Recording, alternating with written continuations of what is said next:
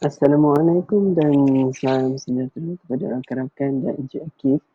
Saya dari kumpulan 29 ingin membentangkan tentang eksperimen car crash yang dijalankan oleh Elizabeth Loftus dan Palmer. Saya Muhammad Jamil bin Ahmad, wakil pada kumpulan, akan membentangkan hasil kajian yang telah dijalankan oleh mereka. Okey, Loftus dan Palmer ada membuat satu kajian berkenaan car crash pada 1974 yang berdasarkan dengan teori Bartlett skema yang menyatakan bahawa memori boleh dipengaruhi oleh pengetahuan masa silam seseorang individu. Loftus sendiri berpendapat bahawa memori manusia dipengaruhi oleh pengetahuan terdahulu atau pengalaman masa silam. Oleh itu, objektif utama dalam kajian ini adalah untuk mengenal pasti gangguan memori dalam proses ingatan. Okey, seterusnya, eksperimen satu yang telah di uh, eksperimen satu ini dijalankan dengan 45 orang pelajar daripada undergraduate psychology daripada Washington, dan dia punya pemboleh ubah bebas adalah perkataan yang digunakan dalam soalan itu sendiri, sama ada smash iaitu menghentam, collided bertembung, bump melanggar, hit terlanggar dan contacted pelanggaran. Semua perkataan tu nampak macam berkaitan, tapi bila perkataan smash dengan hit tu, dia punya level of impact tu lain sikit lah kalau difikirkan dengan minda. Okey, manakala dependent variable adalah kelajuan kenderaan semasa kemalangan yang dinyatakan oleh subjek sendiri ya. Hipotesis eksperimen satu adalah terdapatnya hubungan di antara penggunaan perkataan smash, collide, bump, hit, contacted dalam soalan terhadap anggaran kelajuan kenderaan dalam video yang ditunjukkan oleh subjek. Okey. Okey, 45 orang subjek ni seperti biasa dibahagikan kepada kumpulan yang dipertontonkan video berdurasi 5 hingga 10 minit tentang kemalangan kenderaan. Mereka tengok car crash accident punya video. And then selepas menonton video tersebut, subjek diminta untuk menjawab orang soal selidik di mana terdapat satu soalan kritikal yang ditanyakan menggunakan perkataan berbeza namun mempunyai maksud yang sama yang diletakkan secara rawa dalam borang soal selidik. Soalan kritikal tersebut adalah berkaitan dengan kelajuan kenderaan semasa kemalangan. Okey, soalan yang tanya ni, berapa laju kereta tersebut yang dipandu semasa ianya menghentam kenderaan lain, bertembung kenderaan lain atau berlanggaran dengan keadaan kereta lain, terlanggar atau pelanggaran dengan kereta lain. Boleh nampak di sini ada 5 perkataan yang digunakan: smash, collided, bump, hit, contacted. Ini adalah orang panggil apa? Independent variable. Independent variable. Yes, independent variable yang digunakan dalam eksperimen ini ya. Okay. Next. Ini adalah hasil eksperimen satu. Min kelajuan yang dinyatakan oleh subjek sendiri. Smash 40.8 meter per hour, collided 39.3 meter per hour, bump 38.1, hit 34 dan paling rendah sekali contacted 31.8 meter per hour. Ini adalah mean speed yang dinyatakan oleh subjek sendiri ya. Okay. Oh, sorry. Okay. Okay.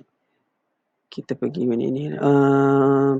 Soalan menggunakan perkataan smash.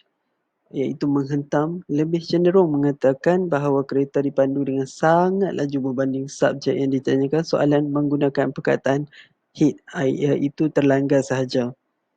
Yalah, menghentam memang kita kalau ingat menghentam pun mesti kita ingat kenderaan tu laju kan, berbanding yang terlanggar yang kita tengok sini macam itu. Tapi contacted lagi inilah, pelanggaran sedikit sajalah, kita macam contact macam tu. Okey, soalan kritik. Sorry. Okey, kesimpulannya, hasil kajian menunjukkan bahawa perkataan yang digunakan memberi gambaran kepada kadar kelajuan kereta ya. Perkataan yang digunakan dilihat sangat memberikan pengaruh dalam mengubah persepsi subjek kajian. Kita boleh lihat perkataan yang digunakan dilihat sangat memberikan pengaruh dalam mengubah persepsi subjek kajian. Hasil kajian ini nampaknya berjayalah hipotesis dia tadi. Hipotesis. Hasil eksperimen 1, Loftus dan Palmer berpendapat bahawa kejadian ini disebabkan respon bias factors di mana perkataan mempengaruhi memori. Cara subjek memberikan anggaran tu nampak dia mempengaruhi dia punya memori lah semasa walaupun subjek tidak pernah mengalami kejadian seperti itu sebab perkataan sahaja. And then pendapat kedua pula ialah memori asal telah diubah di mana perkataan telah menyebabkan persepsi subjek dalam melihat kemalangan yang berlaku berubah kepada lebih teruk daripada kejadian sebenar. Okey. Okey, ini adalah eksperimen yang kedua yang dijalankan oleh Loftus dan Palmer. Eksperimen kedua ini menggunakan subjek seramai 150 orang yang dibahagikan kepada 3 kumpulan, and then the independent variable dia, pemboleh ubah bebas dia dalam eksperimen 2 ni hanya menggunakan 2 perkataan sahaja, smash dan hit. Satu kumpulan lagi tidak dinyatakan soalan berkaitan kelajuan kenderaan. Dalam eksperimen manakala independent variable, pemboleh ubah terikat adalah adakah subjek melihat bahawa cermin kereta telah pecah semasa kemalangan. Dalam eksperimen 2 ni dia ada bagi 3 kumpulan.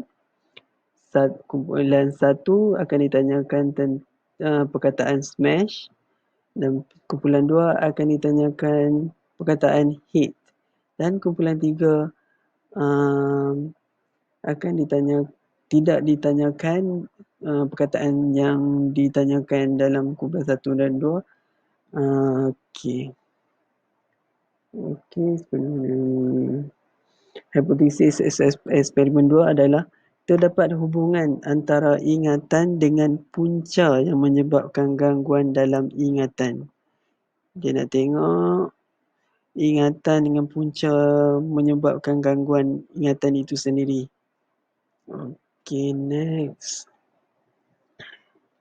Okey, eksperimen 2 ini dipertontonkan kemalangan kereta video kemalangan kereta selama 1 minit, dan kemalangan dipertontonkan lebih kurang 4 saat sahaja. Kemudian subjek diberikan borang soal selidik.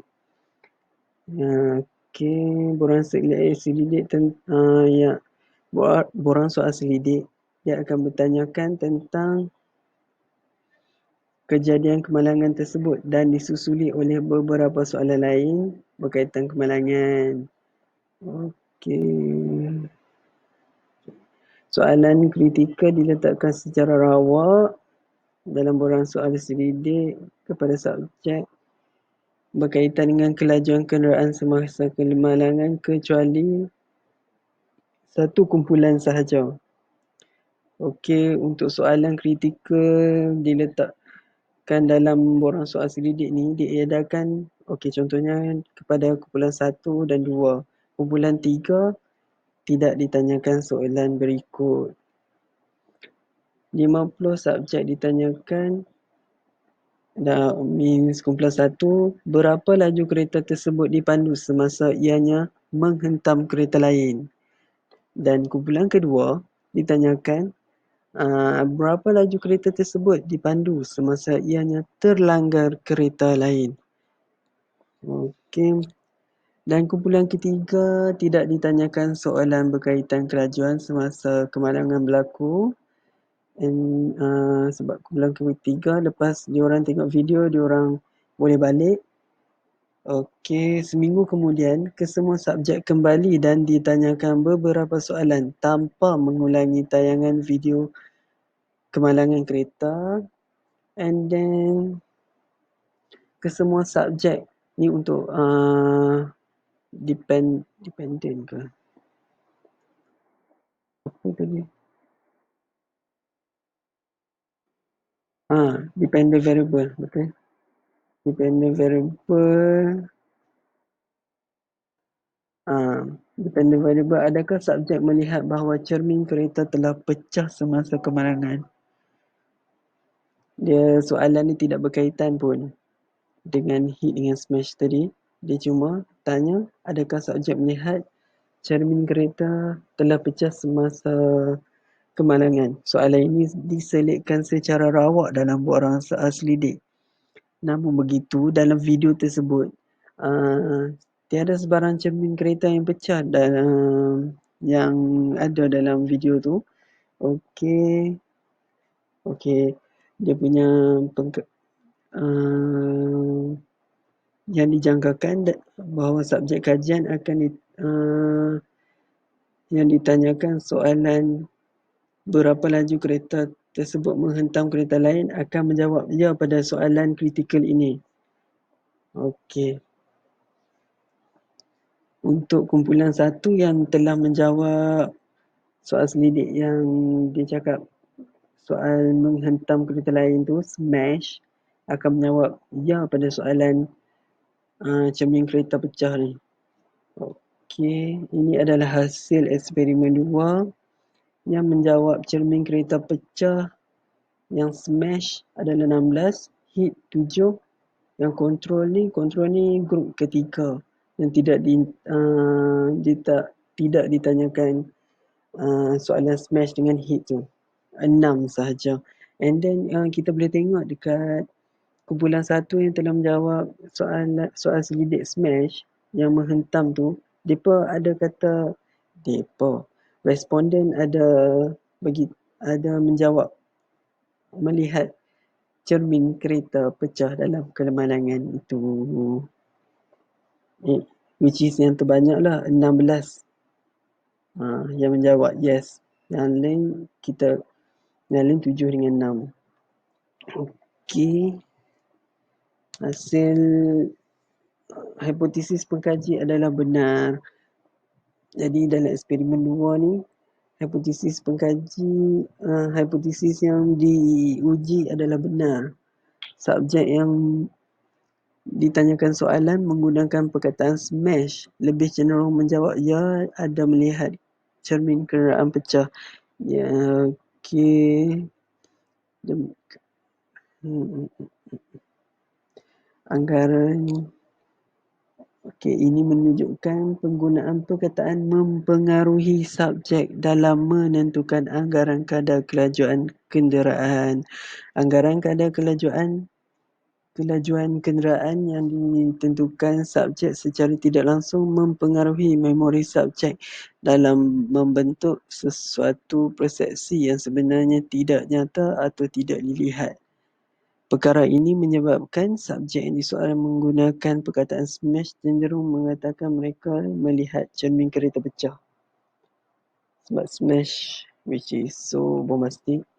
And then berdasarkan eksperimen dapat disimpulkan bahawa minda manusia boleh berubah disebabkan oleh response bias factor dan perubahan memori asal berdasarkan persekitaran dan situasi.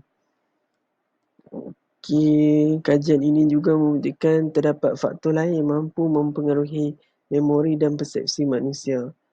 Okey, berdasarkan eksperimen, terdapat dua cara untuk membina memori, iaitu maklumat yang dilihat atau diterima semasa kejadian berlaku dan selepas kejadian berlaku. Okey. Hmm. Sebenarnya memori manusia tidak akan kekal lama dan akan hilang mengikut persekitaran dan peredaran masa. Sebab memori manusia boleh adalah fleksibel dan untuk membina memori ini maklumat yang dilihat macam untuk membina memori subjek perlu melihat atau menerima maklumat semasa kejadian dan selepas kejadian. Okey. Okey. Sekian daripada kumpulan kami, kumpulan 29.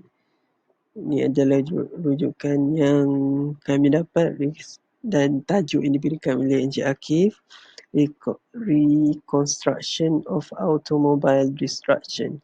Kawan-kawan boleh lihat dia punya kajian dalam internet. You just type dia rujukan in Google. Okey, terima kasih kepada yang mendengar. Selamat berjaya.